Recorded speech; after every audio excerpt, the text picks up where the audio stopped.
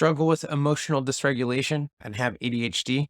Well, hi, my name's Dave, and I've got a few tips for you to help you with emotional regulation, especially if you have ADHD. Because, as a phrase I heard once before, emotions are like children. You can't let them drive the car, nor can you stuff them in the trunk. They belong in the back seat.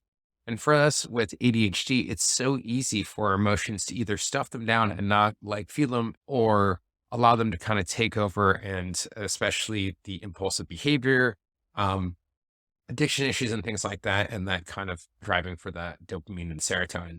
So to help kind of regulate your emotions and moods, these are my meds, so to speak, to help me with keeping my emotions kind of relatively balanced and helping me from not having a lot of outbursts.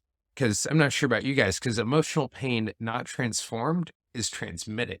So what I mean by that is when you kind of like something happened earlier in the day and you kind of blew it off, or you didn't like, you suppressed the emotion, and then you came home and then you yelled at your partner or the kids or something else, like over a minor thing that just kind of came out of nowhere and then just set you off emotionally. So you never really dealt with the other emotions. So it came out sideways.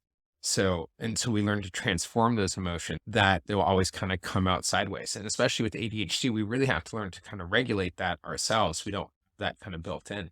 Um, so my meds, so starting with the M, mindfulness and meditation, and that kind of also falls in line of journaling.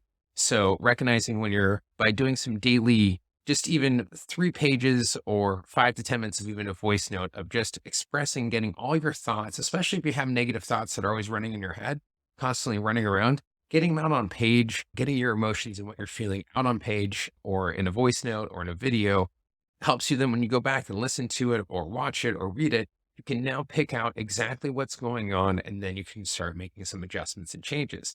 But if it's always running around here, you're not making space for new stuff either. So it's taking up real estate in your mind. So releasing it, getting it out. So that's the being kind of mindful, doing the journaling and taking a breath. If you start to feel the emotions, because they hit us harder too, right? Like we could be overly sensitive or really sensitive to a simple thing. So learning how to kind of breathe it in, feel it in the body, and learning to kind of let it go and then respond.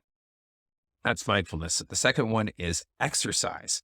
Exercise is such a powerful thing to help keep our emotions in check, and also especially to help deal with anger. I like to do boxing classes or go for a run. I do a morning yoga as well. That kind of helps me builds up the sweat because that helps release serotonin and dopamine, gets the blood kind of flowing. I like to think of ADHD as a manual car versus like neurotypicals, that's an automatic. So they can just automatically do that. For us, we have to kind of physically shift the gears. So that's exercise. And then the D is diet. Diet, so what you eat and also what you consume. What are you putting in?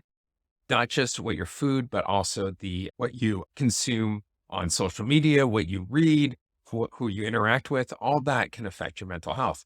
So being mindful of that in your diet. That's the D. The S is sleep or schedule. Sleep and schedule. So having good, consistent sleep and also scheduling your day so you have kind of plans in between. Yeah, those are my tips for helping with emotional regulation to help you regulate your emotions. Once again, my name is David Dwyer. I'm a life ADHD life coach, and feel free to like and subscribe. And if you have any questions, leave them in the comments below. If this is helpful, pass it on. Have a good day.